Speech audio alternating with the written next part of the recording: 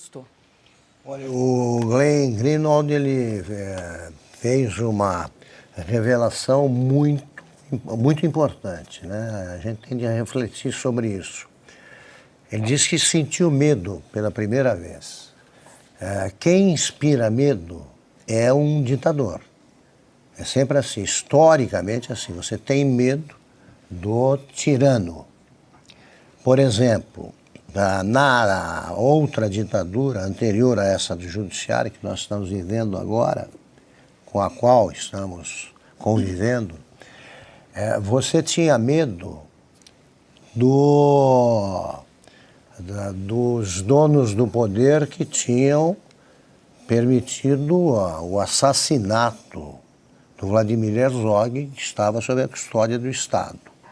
E ali quem mostrou coragem? Um juiz jovem, desconhecido, que condenou a União. Ele estabeleceu um preço simbólico, uma quantia simbólica, mas condenou, porque responsabilizou a União pela morte do preso sob custódia.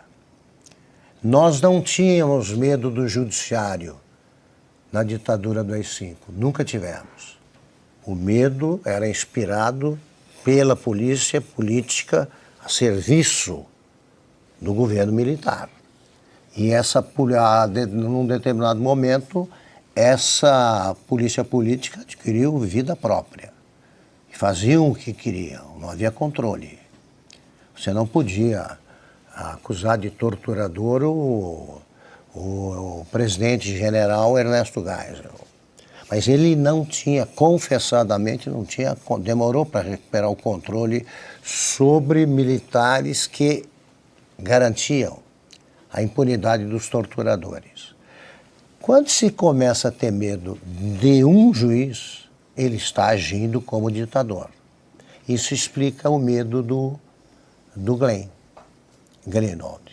E significa também que ele tem revelações a fazer, é fundamental que faça. É fundamental, eu compreendo quem tem medo, mas é hora de os jornalistas não terem medo. Só se tem medo de ditadura. De ditadura. Nós temos a maior parte dos jornalistas que não só, eles vão além do silêncio, que já é vergonhoso.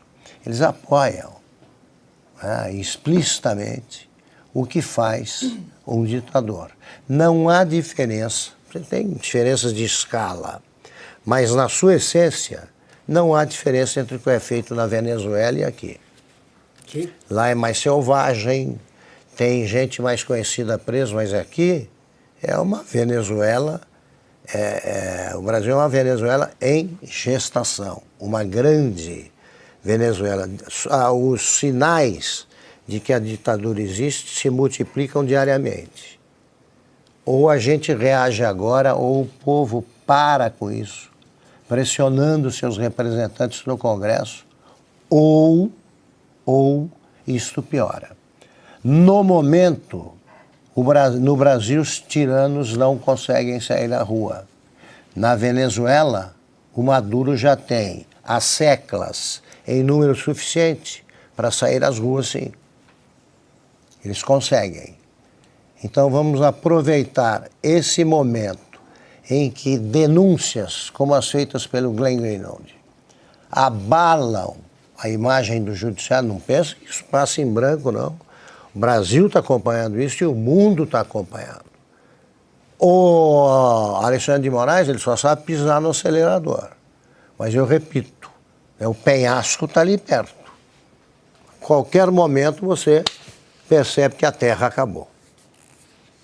Ana, eu pesquei aqui um comentário no chat, o Daemon Filos escreveu Oeste no vídeo de anteontem do Glenn. Ele fala que ainda não publicou muitas coisas porque a equipe jornalística está analisando com muita calma os artigos. Tem muitas coisas pessoais nos documentos e o Glenn comenta isso, até fala, né? O trabalho jornalístico é um trabalho que precisa ser feito com muita cautela, é um trabalho artesanal que demanda aí tempo para analisar. Imagina, são 6 gigabytes aí de informações, de trocas de mensagens realmente realmente tem muita coisa e ainda mais com um tema tão sensível quanto esse, realmente é preciso muita cautela na hora de divulgar essa troca de mensagens. Agora, o Glenn é uma voz muito importante, inclusive nos Estados Unidos, como ele é um jornalista que fala português e fala o inglês, ele consegue traduzir muito bem para a comunidade internacional o que está acontecendo aqui no Brasil, a ditadura do judiciário, e também é uma voz importante em favor da liberdade de expressão, né, Ana?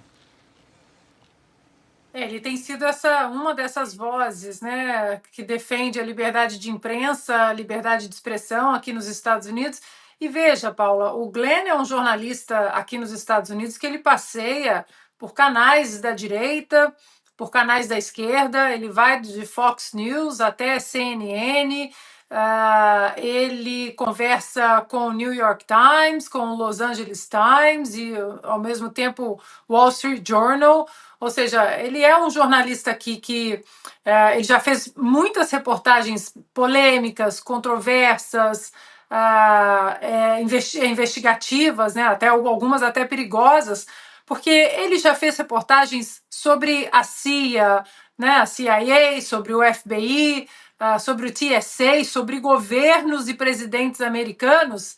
E vejam vocês, ele nunca disse, nunca tive medo até começar a cutucar Moraes. Ele que está nessa empreitada, né, de se dedicar mais a este tipo de jornalismo investigativo, como eu disse, já mexeu com nomes muito grandes aqui nos Estados Unidos, né, a maior potência do mundo, e nunca disse que estava com medo por mexer com A, B ou C aqui nos Estados Unidos, ou com instituições poderosas como essas que eu mencionei, né? CIA, FBI, etc. Então, o que nos leva a pensar que, de alguma forma, o Glenn pode estar sofrendo algum tipo de ameaça, né? Agora, se ele está sofrendo algum tipo de ameaça, é porque eles, né? Aí nesse eles acho que cabe muitos nomes.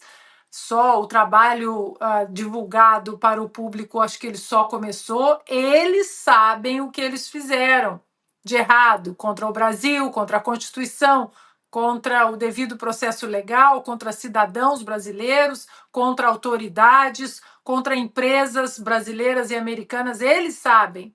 E agora eles estão com receio exatamente da divulgação disso. Então, assusta muito ver o Glenn, nós que aqui nos Estados Unidos estamos acostumados a vê-lo passeando por várias plataformas, ele que nunca disse isso, Paula, repito, ele nunca disse estou com medo de divulgar os arquivos da CIA sobre o caso tal.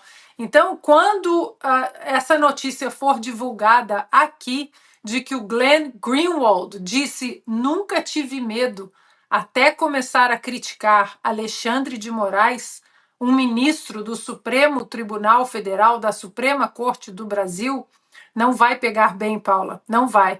E mais ainda, se encostarem a mão no Glenn aí no Brasil, né? Se eu fosse o Glenn, eu sairia do Brasil, ele que é cidadão americano, mas eu sei que ele gosta muito daí, tem filhos criados aí, mas se encostarem o dedo no Glenn, com certeza absoluta terá uma repercussão mundial.